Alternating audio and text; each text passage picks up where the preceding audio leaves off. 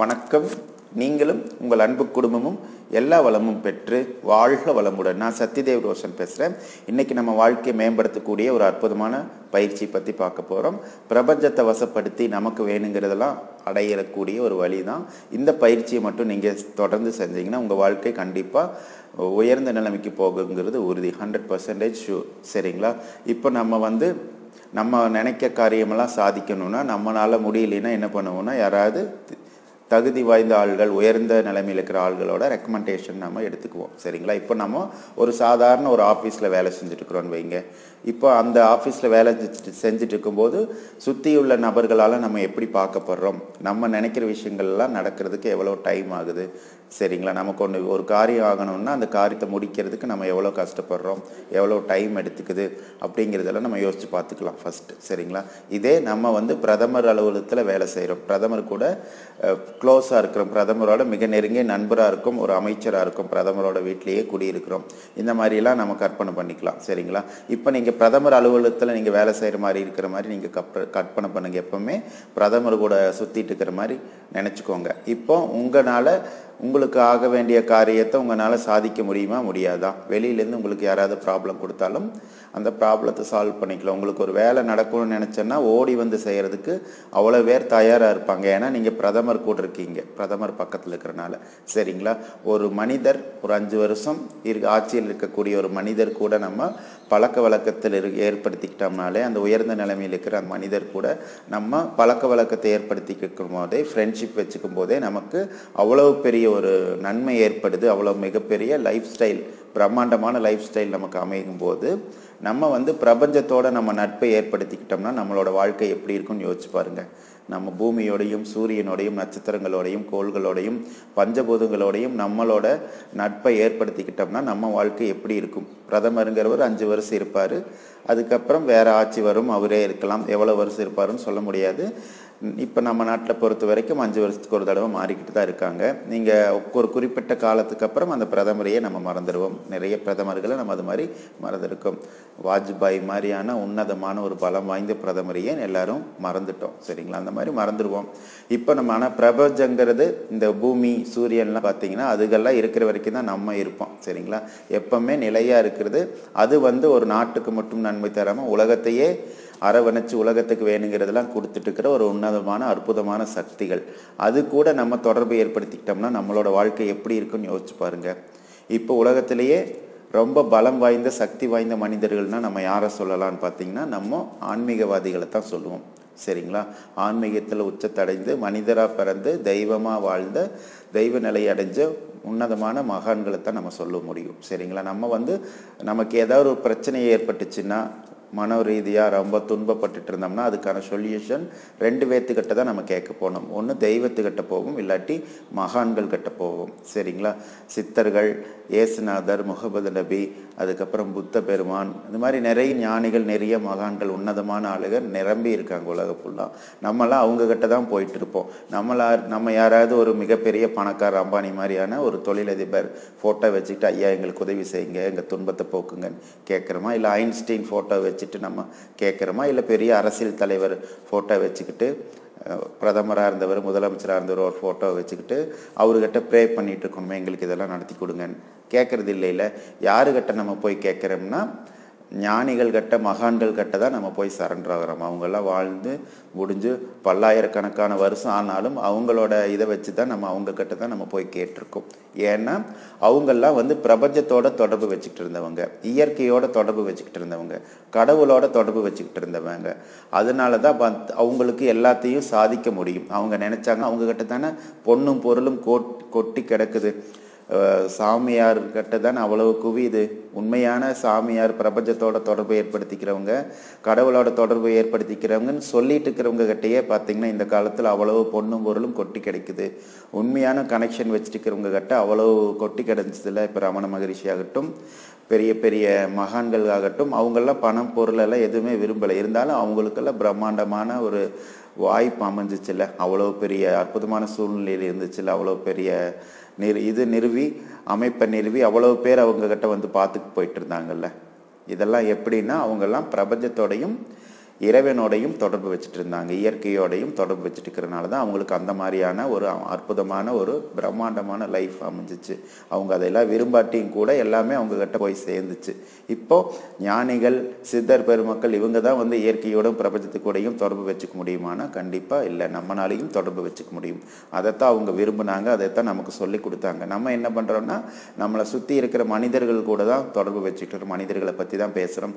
நம்ம சுற்றியும் பார்த்தீங்கன்னா வள்ளலாரும் வேதாத்திரி மகரிஷியும் விவேகானந்தர் தான் இருக்காரான்னு பார்த்தா கண்டிப்பாக இல்லை. சாதாரண மனிதர்கள் தங்களோட வாழ்க்கையை மேம்படுத்திக்கிறதுக்காக போராடக்கூடிய சாதாரண மனிதர்கள். இப்போ அந்த மாதிரி மனிதர்களை நினச்சிட்டு அவங்க கூடயே வாழும்போது பார்த்திங்கன்னா அந்த தன்மை தான் நமக்கு ஏற்பட்டுட்டு இருக்கும். அதனால நம்ம கண்டிப்பாக பிரபஞ்சத்தோட தொடர்பை ஏற்படுத்திக்கணும். அதை பற்றியான ஒரு பயிற்சி தான் இன்றைக்கி பார்க்க போகிறோம். நீங்கள் பஞ்சபூதத்தோடையும் சூரியனோடையும் கோள்களோடையும் நட்சத்திரத்தோடையும் பூமியோடையும் தொடர்பு வச்சுக்கிட்டிங்கன்னா கண்டிப்பாக உங்கள் வாழ்க்கை வந்து மேல் நோக்கி போகும். ஏன்னா அதெல்லாம் அபரிவிதமான சக்தி வாய்ந்தது. உதாரணமாக பிரபஞ்சம் சொல்கிறோம்ல, பிரபஞ்சம்னா என்னம்னா பிராணா வளர்ந்து கொண்டே இருப்பது, உருவாகி கொண்டே இருப்பது. பஞ்சம்னா பஞ்சபூதங்கள். சரிங்களா? இந்த உலகத்தில் பஞ்சபூதங்கள் வந்து உருவாகிட்டே இருக்கணும், கிடைச்சிக்கிட்டே இருக்கணும். உலகம் ஃபுல்லாக அது கிடைச்சிக்கிட்டே இருக்கணும். அது இல்லாட்டி என்னாகும்? எல்லாமே க்ளோஸ். சரிங்களா? காற்று இல்லைன்னா என்னாகும்? சூரிய ஒளி இல்லைன்னா என்னாகும்? வெப்பம் இல்லைன்னா என்னாகும்? அதே மாதிரி தண்ணி இல்லைன்னா என்னாகும்? ஒன்றுமே ஆகாது. எல்லாமே க்ளோஸ். எந்த ஜீவனும் வாழ முடியாது. இப்போ புரிஞ்சுதுங்களா? எது ரொம்ப ரொம்ப ரொம்ப முக்கியம், எதை நம்ம தெரிஞ்சுக்கணும், எது கூட நம்ம ஃப்ரெண்ட்ஷிப் வச்சுக்கணும்னா பஞ்சபூதங்களோடையும் இயற்கையோடையும் வச்சுக்கணும். இப்போ அதுக்கான பயிற்சி, இந்த பயிற்சி நீங்கள் தொடர்ந்து செய்யணும். சரிங்களா? அது எப்படி பண்ணுறதுங்கிறது பார்க்கலாம். இப்போ இந்த பயிற்சி எப்படி செய்கிறதுங்கிறது நம்ம பார்க்கலாம். இந்த பயிற்சி செய்கிறதுக்கு அடிப்படையான விஷயங்கள்லாம் நமக்கு தெரிஞ்சிருக்கணும். முதல்ல நம்ம இந்த பூமி இருக்குல்ல, பூமி பார்த்து ப்ராக்டிஸ் பண்ணணும். அதுக்காக நம்ம யூடியூப்பில் பார்த்தீங்கன்னா பூமி எர்த்துன்னு டைப் பண்ணிங்கனாலே பூமி பற்றி நிறைய வீடியோஸ் வரும். பூமி சுற்றுறத, ஒரிஜினலான பூமி சுற்றுறத அதை பார்த்து ப்ராக்டிஸ் பண்ணுங்கள். பூமி பற்றியான அந்த பிக்சர் அது நல்லா நம்ம மனசில் பதியணும். அப்போ தான் இந்த பயிற்சி செய்யும்போது நமக்கு நல்ல பலன் கொடுக்கும். சரிங்களா? அதை பார்த்து ப்ராக்டிஸ் பண்ணிக்கோங்க. அதுக்கப்புறம் இந்த பயிற்சி நம்ம எப்படி ஸ்டார்ட் பண்ணுறதுங்க பார்க்கலாம்.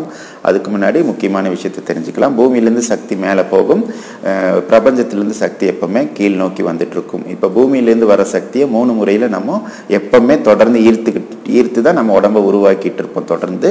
ஏன்னா நம்ம வெறும் சாப்பாடும் தண்ணியும் மட்டும்தான் உள்ளே போகிறோம். அது எப்படி இவ்வளோ பெரிய உடம்பாக மாறுது, கன்வெர்ட் ஆகுதுன்னு பார்த்தீங்கன்னா அதுக்கு நிறைய காரணங்கள் இருக்குது. அதில் முக்கியமான காரணம் பூமியிலேருந்து வர சக்தி எடுத்து நமக்கு இதாகிறது. அதே மாதிரி பிரபஞ்ச சக்தியை நம்ம உறிஞ்சி எடுத்து இந்த மாதிரி கன்வெர்ட் பண்ணுறதுக்கு நம்ம பயன்படுத்திக்கிறோம். உடம்பை உருவாக்குறதுக்கு சும்மா நம்ம சாப்பாட்டையும் தண்ணியும் கொடுத்து நம்ம உடம்பை உருவாக்க சொன்னால் நம்மளால் உருவாக்க முடியுமா? ஒரு முடியை கூட நம்மளால் உருவாக்க முடியாது சாப்பாட்டையும் தண்ணியை வச்சுட்டானா. இவ்வளோ உறுப்புகளும் ரத்தம், சதை, அது இதுன்னு சொல்லி இவ்வளவு என்ன எப்படி உருவாகுதுன்னு பார்த்தீங்கன்னா இந்த மாதிரியான சக்தியெல்லாம் உடம்பு இழுத்து உள்ளுக்குள்ளே கன்வெர்ட் பண்ணிக்கும். சரிங்களா? இப்போ நம்ம தலைக்கும் பிரபஞ்சத்துக்கும் ஒரு தொடர்பு இருக்குது. தலையில் பார்த்தீங்கன்னா ஒரு அந்த துரிய சக்கரத்தில் ஒரு கொம்பு மாதிரி ஒரு காந்த பாதை இருக்கும். அது வழியாக நம்ம பிரபஞ்ச சக்தி உறிஞ்சிழுத்துக்கும். அதனால தான் அரக்கங்களுக்கெல்லாம் 2 கொம்பு காட்டுவாங்க. ஏன்னா அரக்கங்கள் நிறைய ப்ராக்டிஸ் பண்ணி நிறைய தவம் பண்ணுவாங்க. அவங்களுக்கு 2 ஆண்டனா மாதிரி வந்துடும். எல்லாத்துக்கும் ஒன்று தான் இருக்கும். அரக்கங்கள் அதீதமாக ப்ராக்டிஸ் பண்ணுறதுனால அவங்களுக்கு 2 ஆண்டனா வந்து பிரபஞ்ச சக்தி இழுத்து, அதனால தான் அவங்க வலிமையாக இந்த ஆளாக இருப்பாங்க. அதுக்காக அந்த சிம்பாலிக்காக சொல்கிறதுக்காக அது மாதிரி சொல்லியிருப்பாங்க. சரிங்களா? இப்போ நம்ம அந்த தலையில் இருக்கிற அந்த காந்த பாதையை ஆக்டிவேட் பண்ணுறதுக்கு என்ன பண்ணணும்னா நம்ம உள்ளங்கையால் இப்படி தலையை இங்கே உச்சந்தலையில் வச்சு இப்படி கிளாக் வைஸில் 9 முறை சுற்றணும். அதே மாதிரி வலது கையால் இப்படி தலை மேலே வச்சு பட்டும் படாமல் லைட்டாக தேய்க்கணும். கையை அழுத்தி தேய்க்கக்கூடாது. சரிங்களா? வலது கையால் 9 முறையும் இடது கையால் 9 முறையும் சுற்றிக்கணும். மறுபடியும் வலது கையால் இப்படி வச்சு 9 முறை சொல்லணும். எதுக்காக பண்ணுறோம்னா நம்ம கையிலிருந்து எப்பவுமே காந்த சக்தி வெளியேறிட்டே இருக்குன்னு தான் ரொம்ப முக்கியமான பாயிண்ட். அதுதான் கடவுள்கள்லாம் ஆசீர்வாதம் பண்ணுற மாதிரி இப்படி தான் வைப்பாங்க. ஞானிகள் எதுக்கு இப்படி வைக்கிறாங்கன்னா நம்ம கையிலேருந்து இந்த சைடு தான் காந்த சக்தி போகும். அவங்க நல்ல எண்ணத்தோடு இப்படி வைக்கும்போது கையிலேருந்து போய் காந்த சக்தி நம்ம மேலே பட்டு அந்த நல்ல தன்மையை நமக்கு கொடுக்கும். சரிங்களா? இதுக்காக தான் வைக்கிறாங்க. இப்போ இந்த மாதிரி கையில் நல்லா நமக்கு காந்த சக்தி வரணும்னா கையில் இப்படி தேய்ச்சிக்கணும். அடிக்கடி அந்த சக்தி ஊற்ற பயிற்சி இப்படி பண்ணுவாங்க தெரியுங்களா? காந்த சக்தி அதிகம் பண்ணுறது. இந்த பயிற்சியெல்லாம் செஞ்சீங்கன்னா உங்களுக்கு கையில் நல்ல காந்த சக்தி கிடைக்கும். சரிங்களா? இப்போ அடுத்தது நம்ம மூலாதார சக்கரா ஆக்டிவேட் ஆக ஆரம்பிக்கும். இந்த பயிற்சி செய்யும்போது மூலாதார சக்கரா ரொம்ப ஸ்ட்ராங் ஆகும். நம்ம பிரபஞ்சத்திலேருந்து வர்ற சக்தியை மூணு முறையில் நம்ம இழுத்துட்டு இருப்போம்னு சொன்னால், ஒன்று நம்மளோட உச்சந்தலை வழியாக இழுத்துட்டு இருப்போம். அதுக்கப்புறம் பூமியிலேருந்து வர சக்தி பார்த்திங்கன்னா நம்ம மூலாதார சக்கரா மூலிமா உறிஞ்சி இழுத்து நம்ம உடம்பு பயன்படுத்திக்கும். அப்புறம் கால்களில் 2 காந்த பாதை இருக்கும். தலையில் எப்படி கொம்பு மாதிரி இருக்கும்னு சொன்னோம்னா அதே மாதிரி உள்ளங்காலில் 2 இது இருக்கும். ஒவ்வொரு கால்லையும் ஒவ்வொரு சக்தி பாதை இருக்கும், காந்த பாதை. அது வழியாக பூமியோட தொடர்பை ஏற்படுத்திக்கிட்டு அந்த சக்தியை நம்ம உறிஞ்சி எடுத்துக்கிட்டு இருப்போம். அதனால தான் இந்த பழனிக்கு பாத யாத்திரை போகிறது, சபரிமலைக்கு பாத யாத்திரையெல்லாம் போகிறாங்கல்ல, வெறுங்காலில் நடந்து போகிறாங்கல்ல, எதுக்காக போகிறாங்கன்னா அந்த காந்த பாதை வீக்காக இருக்கும். எல்லாருமே சரியாக உண்மையான நல்ல பழக்க வழக்கங்களில் ஏற்படுத்தாதனால நமக்கு கால்களில் அந்த காந்த பாதை வீக்காக இருக்கும். இப்போது நம்ம வெறுங்காலில் ஒரு புனிதமான பயணம் போகும்போது, நல்ல பாசிட்டிவான தெய்வீக உணர்வோடு போகும்போது அந்த காந்த பாதை இந்த பூமியோட நல்ல தொடர்பை ஏற்படுத்திக்கும். இப்போ பூமியிலேருந்து அந்த பாசிட்டிவ் எனர்ஜி இழுக்க நம்ம நல்ல எண்ணத்தை உள்ளுக்குள்ளே போட்டிருக்கும் போது அந்த நல்ல எண்ணம் ஈடேற ஆரம்பிக்கும். அதுக்கப்புறம் தலை மேலே அந்த இதை வச்சுட்டு போவாங்கல்ல, அந்த முடியெல்லாம் கட்டிட்டு போகும்போது நம்ம கான்சன்ட்ரேஷன் மேலே போகும்போது என்ன ஆகுதுன்னா துரிய சக்கரை ஆக்டிவேட் ஆக ஆரம்பிக்கும். துரிய சக்கரை ஆக்டிவேட் ஆக ஆரம்பிக்கும்னா நிறைய சுரபிகள்லாம் சுரக்கும், உன்னதமான சுரபிகள்லாம் சுரக்கும். அப்போ நம்ம பாசிட்டிவாக திங்க் பண்ணி நம்ம வேண்டுதல்லாம் நினச்சிட்டு இருக்கும்போது அந்த வேண்டுதல்லாம் நிறைவேறும். இதனால தான் ஐயப்பன் கோயிலுக்கு போகிறது வேண்டுதல் நினச்சிக்கிட்டு பழனிக்கு பாத யாத்திரை போகிறவங்களும் அவங்க வேண்டுதல்லாம் நிறைவேறுது. சரிங்களா? இப்போ நம்ம இந்த பயிற்சிக்கு வந்துடலாம். இந்த பயிற்சியில் நம்ம இப்போ எப்படி ஸ்டார்ட் பண்ணுறதுங்கிறது பண்ணலாம். சரிங்களா? நம்ம அமைதியாக இந்த பத்மாசனத்திலே சுகாசனத்திலே உட்காந்து கண்களை மூடிக்கிறோம். மூடினதுக்கப்புறம் கைகளை மேல் நோக்கி பார்த்த மாதிரி இப்படி வச்சுக்கிறோம். வச்சதுக்கப்புறம் நம்ம மூலாதார சக்கராவை என்ன பண்ணணும்னா அந்த மூலாதார சக்கராவுக்கு கீழே இருக்கக்கூடிய நம்ம ஆசனவாய், அந்த ஆசனவாய் சுருக்கி விடணும். ஆசனவாய்ங்கிறது நம்மளோட மலம் கழிக்கக்கூடிய அந்த பகுதி, அந்த துளை தான் ஆசனவாயின்னு சொல்லுவாங்க. அந்த ஆசனவாயை நல்லா மூடிக்கணும், நல்லா சுருக்கிக்கிட்டு மூச்சை இழுத்துக்கிட்டே பூமியிலிருந்து அப்படியே நமக்கு சக்தி மேலே வர்ற மாதிரி பாவனை பண்ணணும். பூமியிலிருந்து சக்தி அப்படியே நம்ம உடம்புக்குள்ளே அப்படியே பரவி மேல் நோக்கி அந்த சக்தி போகிற மாதிரி பாவனை பண்ணிக்கணும். சரிங்களா? அந்த சக்தி அப்படியே நம்ம உடம்புல பரவி அப்படியே மேலே போய் உச்சந்தலை அடைஞ்சு உச்சந்தலையிலேருந்து பிரபஞ்சத்துக்கு போகுது அந்த சக்தி. சரிங்களா? பிரபஞ்சத்துக்கு போகுது. அதுக்கப்புறம் நம்ம அப்படியே அந்த ஆசனவாயை விட்டுறணும். அப்படியே சுருக்கி விட்டு அப்படியே மெதுவாக விடணும். மெதுவாக விட்டுட்டு அந்த பிரபஞ்ச சக்தி அப்படியே உச்சந்தலை வழியே அப்படியே கீழே நம்ம உடம்புக்குள்ளே பரவி அப்படியே பூமிக்குள்ளே போகிற மாதிரி நம்ம பாவனை பண்ணிக்கணும். சரிங்களா? பூமி மேலே இந்த பயிற்சி செய்யும்போது பூமி மேலே உட்காந்துட்டு இருக்கிற மாதிரி நம்ம பாவனை பண்ணிக்கணும். டைரெக்டாகவே பூமி மேலே நம்ம உட்காந்துட்டு இருக்கிறோம். சரிங்களா? பூமி மேலே உட்காந்துட்டு இருக்கிறோம். இப்போ மறுபடியும் பூமி மேலேருந்து நம்ம சக்தி இழுக்கிறோம். அந்த சமயத்தில் நம்ம ஆசனவாயை சுருக்கிக்கிறோம். ஆசனவாயை சுருக்கிட்டு மூச்சை இழுத்துக்கிட்டே அப்படியே பூமியிலேருந்து சக்தி அப்படியே மேலே இழுத்துட்டு வர்றோம். மேலே இழுத்துட்டு உச்சந்தலைக்கு வரோம். உச்சந்தலையிலேருந்து அப்படியே பிரபஞ்சத்துக்கு பாஸ் பண்ணுறோம். அப்போ மறுபடியும் அப்படியே ஆசனவாயை விட்டுக்கிட்டு மூச்சை விட்டுக்கிட்டே மேலிருந்து பிரபஞ்சத்திலிருந்து சக்தி அப்படியே படிப்படியாக உடம்பு ஃபுல்லாக பரவி பூமிக்குள்ளே அப்படியே பாஸ் பண்ணுறோம். சரிங்களா? இந்த மாதிரி ஒரு 9 முறை ஆரம்பத்தில் பண்ணலாம். அப்புறம் 27 முறை, 108 முறை நம்ம இஷ்டப்படி இது பண்ணலாம். இது பண்ணும்போது என்ன ஆகுதுன்னா, இது சாதாரண பயிற்சி மாதிரி தான் நமக்கு தெரியும். ஆனால் பயங்கரமான பயிற்சி இது, காயகல்ப பயிற்சி. சரிங்களா? இந்த பயிற்சி செய்யும்போது நமக்கு என்ன ஆகுதுன்னா, பூமியிலிருந்து எப்பவுமே மேல் நோக்கி வருது எனர்ஜிங்கிறீங்களா, அந்த எனர்ஜி நம்ம உடம்பு ஃபுல்லாக பரவும். அதே மாதிரி பிரபஞ்சத்தில் இருக்கிற சக்தியும் முழுக்க நம்ம உடம்பு ஃபுல்லாக பரவும் போது என்ன ஆகுதுன்னா, நம்ம உடம்புக்குள்ள இருக்கிற ஒவ்வொரு செல்லுக்கும் தேவையான ஆற்றல் கிடைக்கும். சரிங்களா? இப்போ என்ன ஆகும்னா, நமக்கு எப்போ வேணாலும் அன்லிமிட்டடாக நம்மளையே அறியாமலேயே பார்த்தீங்கன்னா அந்த சக்தி நமக்குள்ளேருந்து பூந்து வெளியில் வந்துக்கிட்டே இருக்கும். எப்பவுமே நம்ம உடம்புக்கு தேவையான ஆற்றல் கண்டினியூவாக கிடைச்சிக்கிட்டே இருக்கும்.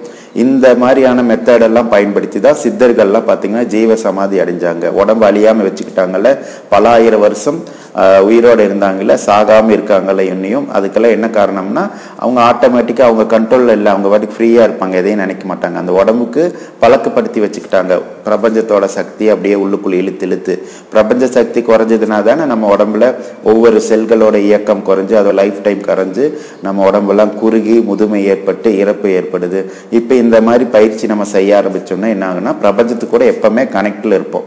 கனெக்டில் இருக்கும்போது என்ன ஆகுதுன்னா, நம்ம உடம்புலேருந்து அந்த சக்தி உள்ளுக்குள்ளே பூந்து நமக்கு வேணுங்கிறதெல்லாம் கொடுத்துட்டே இருக்கும். சரிங்களா? இப்போ இந்த மாதிரி ஆற்றல் வாய்ந்த மனிதனா பிரபஞ்சத்துக்கு கூட ஒரு தொடர்பு ஏற்படுத்திக்கிறதுக்கு அப்புறம் நம்ம நினைச்சதெல்லாம் பார்த்தீங்கன்னா நடக்குமா? கண்டிப்பாக நடக்கும்ல. நீங்கள் நினச்சிட்டிங்கன்னா உடனே என்ன ஆகும், எப்பவுமே பிரபஞ்சத்தோட தொடர்பு இருக்கிறனால உடனே அந்த எண்ணம் வந்து பிரபஞ்சத்து ஃபுல்லாக பாஸ் ஆக ஆரம்பிச்சிடும். பாஸ் ஆச்சுன்னா என்ன ஆகும், நமக்கு வேண்டிய விஷயங்கள்ல உடனடியாக நடக்க ஆரம்பிக்கும். இதை வந்து நம்ம ஒரு பயிற்சி மாதிரி செய்யக்கூடாது, சரிங்களா? உண்மையாலுமே நம்ம பிரபஞ்சத்துக்கூடையும் பூமி கூடையும் வந்து தொடர்பு ஏற்படுத்திக்கணும். பூமியை எல்லாம் நம்ம என்ன மாதிரியா நினைக்கணும்னா, நம்ம அம்மா மாதிரி, நம்மளோட தெய்வமா, நம்மளோட குழந்தையா, நம்ம கூட இருக்கிற உறவுகள் கூட எப்படி ஒரு உண்மையான உறவா ஒரு பாசத்தை ஒரு உயிரை வச்சிருப்போம், அந்த மாதிரி நம்ம பூமிக்கு மேல ஒரு உயிரை வைக்கணும். அப்படியே கோள்கள் மேல நம்ம உயிரை வைக்கணும். ஒரு தண்ணியை பார்த்தோன்னா நம்ம பாசத்தோட பார்க்கணும், நம்மளோட குழந்தைய பார்க்குற மாதிரி பார்க்கணும். ஒரு தீயை பார்த்தோன்னா நம்ம அது மாதிரி பார்க்கணும். அதுக்காக எங்காவது தீ பிடிச்சி யாராவது எரிஞ்சிட்டு இருந்தாங்கன்னா அதை ரசித்து பார்க்க சொல்லலை. அந்த மாதிரிலாம் சில நேயர்கள் கேட்பாங்க, அதுக்காக சொல்கிறேன். நம்ம தீபமெல்லாம் வழிபடுறோம்ல, அப்போல்லாம் அந்த தீபத்தையெல்லாம் பார்க்கும்போதெல்லாம் அப்படியே ரசிக்கணும். ஒரு தெய்வத்தை பார்க்குற மாதிரி பார்க்கணும். நம்ம குழந்தை மேலே எப்படி அன்பு செலுத்துவோமோ அந்த மாதிரி நம்ம அன்பு செலுத்துவோம். இந்த மாதிரி பஞ்சபூதங்கள் மேலேயும் கோள்கள் மேலேயும் நட்சத்திரம் மேலேயும் நீங்கள் அன்பு செலுத்தும் போது அதுகளுக்கும் நமக்கும் உள்ள ஒரு கனெக்ஷன் வந்துடும், சரிங்களா? நம்ம கூட ஒரு நண்பர் இருக்காரு, நெருங்கிய நண்பர், அவரு கூட நம்ம ரொம்ப க்ளோஸாக இருக்குன்னு வைங்க. நமக்கு ஒரு ஆபத்து, நமக்கு ஏதாவது வேணும்னா அவங்க வந்து ஹெல்ப் பண்ணுறது கண்டிப்பாக ஓடி வர்றாங்கல்ல.